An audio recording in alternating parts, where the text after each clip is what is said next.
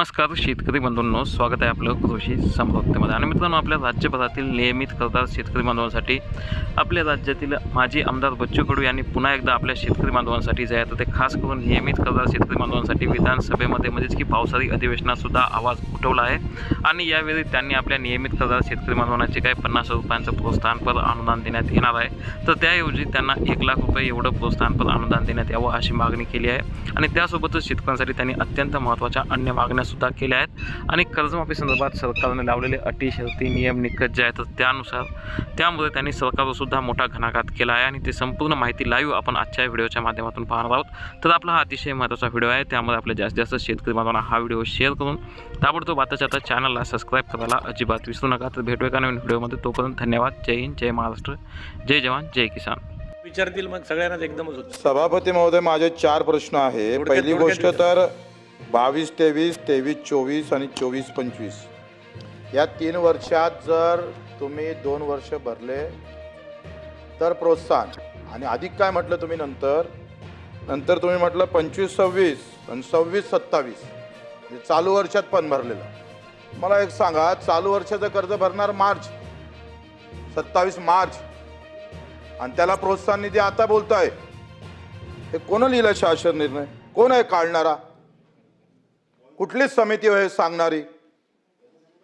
यांना अक्कल आहे का नाही? ते उत्तर देतील. अध्यक्ष महोदय, हे सगळे जे काही नियम लावले हे अफलातून कोण बसणार आहे याच्यामध्ये? पहिले 22-23, 23-24, 24-25, 26-27 हे सगळं आपल्याला पाहावं लागेल. याच्यामुळे सरकार बदलाव होत चाललाय. सरकारला शिव्या खावं लागतंय. आम्ही जेव्हा फिरतो तेव्हा आम्हाला लोक शिव्या देतोय. या ज्या प्रोत्साहनात लावलेल्या अटी आहे या पहिले तुम्ही रद्द केल्या पाहिजे आणि 50च्या ऐवजी 1 लाख केलं पाहिजे. आता जर ही OTS आपण राज्य सरकार करतं का बँक करतं हे पण स्पष्ट करा ना तुम्ही. बँक OTS करत नाही आहे, राज्य सरकारचा OTSचा प्रस्ताव आहे. काय म्हणतो सरकार? जर 2 लाख किंवा 3 लाख असेल तर 2 लाख 1 लाख भरा, 2 लाख माफ होईल. म्हणजे राज्य सरकार OTS करतं, बँकेचा विषय येत नाही. आणि याच्यामध्ये अधिक सांगतोय का, जसं आम्ही जिल्हा मध्यवर्ती बँकेचा आम्ही जे अध्यक्ष आहे मी त्याच्यात निर्णय घेतला का जे व्याज आहे ते आमची बँक माफ करणार आहे. म्हणजे 4 लाख असेल 1 लाख व्याज असेल तर आम्ही जिल्हा मध्यवर्ती बँक अमरावती हे 1 लाख माफ करून उरलेलं आम्ही त्याला कसा प्रतिसाद देता येईल, त्या शेतकऱ्याला कसं मदत करता येईल याच्या बाबत बैठक झाली पाहिजे. याच्या बाबत आपण चिंतन मंथन केलं पाहिजे. त्याबाबत आपण काय निर्णय घेणार ते आम्ही सांगितलं पाहिजे. दुसरं तुम्ही सांगतोय का उल्लेखच केला नाही सभापती महोदय. छत्रपती शिवाजी महाराज मधले पात्र त्याच्यातले प्रोत्साहन, तुमचे महात्मा ज्योतिबा फुले मधले पात्र त्याच्यातले प्रोत्साहन, हा 7-8 हजार कोटीचा बोजा उचलणार आहे का? देणार का नाही देणार? तो मेला ना सभापती महोदय. काय होतंय, कर्जमाफीमध्ये नाव आलंय आणि बँकेत मात्र पैसा गेला नाही, गव्हर्नमेंटनं दिला नाही. न दिल्यामुळे काय झालं, नवीन कर्जही भेटत नाही, माफीची वाट पाहतोय. काही शेतकरी हायकोर्टात गेले आणि हायकोर्टानं निर्देश दिले का हे पैसे भरावं लागेल सरकारले. जर तो पात्र आहे तर आपल्याला द्यावं लागेल. सभापती महोदय, याबाबतही काही खुलासा होत नाही आहे. हा खुलासा केला पाहिजे आपण. हा खुलासा जर केला नाही, दुसरं तुम्ही काय म्हणताय, 2019चा जो महात्मा फुलेमध्ये जो काही लाभार्थी आहे ज्याला लाभ भेटला त्याला तुम्ही फक्त 50,000 देणार. सांगा, त्याच्यावर 3 लाख कर्ज आहे, 2 लाख कर्ज आहे, त्यानं 1.5 लाख भरावं, 50,000 द्यावं, म्हणजे बँकेची वसुली म्हणावं का याला? याबाबत निर्णय घ्यावा लागेल. एकतर काय होतंय का, या सगळ्या संदर्भात तुम्ही जे गुंतागुंतीचे मुद्दे वाढवले भारणे दादा, तुम्हाला माहीत आहे का याच्यामुळे तुम्हाला आम्हाला कसं तोंड द्यावं लागतं हे पाहायला पाहिजे.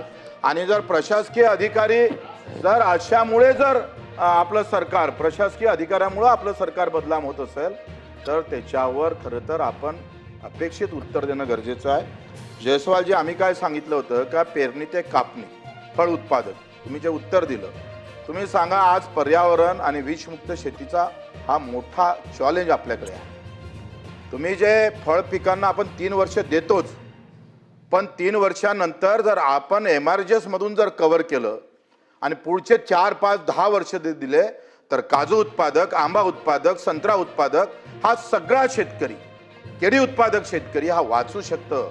त्याच्यासाठी खऱ्या अर्थानं फळ उत्पादक शेतकऱ्यासाठी अतिशय क्रांतिकारी योजना, कारण MRGS आम्ही सुरू केलेली योजना आहे, महाराष्ट्रानं देशाला दिलेली योजना आहे. त्याच्यामध्ये काही बदल करणं गरजेचं आहे. तो बदल आपण केला पाहिजे अशी अपेक्षा आहे. धन्यवाद. मंत्री महोदय. मित्रांनो, आपल्या राज्याचे खासदार बच्चू कडू यांनी आपल्या राज्यातील नियमित करदार शेतकरी बांधवांसाठी केलेली ही मागणी आणि आपल्या राज्य सरकारवर केलेला घणाघात आपल्याला नक्कीच आवडला असेल. त्यासाठी हा व्हिडिओ लाईक करून आपल्या जास्तीत जास्त शेतकरी बांधवांना हा व्हिडिओ नक्की शेअर करा. त्यासोबत आपलं काय मत आहे नक्की कमेंट करून अशाच या संदर्भात अतिशय महत्त्वाचे व्हिडिओ पाहण्यासाठी आपल्या चॅनलला ताबडतोब आत्ताच्या आत्ता सबस्क्राईब करायला मात्र अजिबात विसरू नका. ताबडतोब चॅनलला सबस्क्राईब करा आणि नियमित करदार शेतकरी बांधवांना 50,000 ऐवजी 1,00,000 रुपये प्रोत्साहनपर अनुदान मिळालं पाहिजे का 1,50,000 रुपये एवढं अनुदान मिळालं पाहिजे किंवा 2,00,000 मिळालं पाहिजे. याबद्दल आपलं काय मत आहे नक्की कमेंटमध्ये सांगा. धन्यवाद. मित्रांनो, पावसाळा सुरू झाला की एक गोष्ट नक्की होते.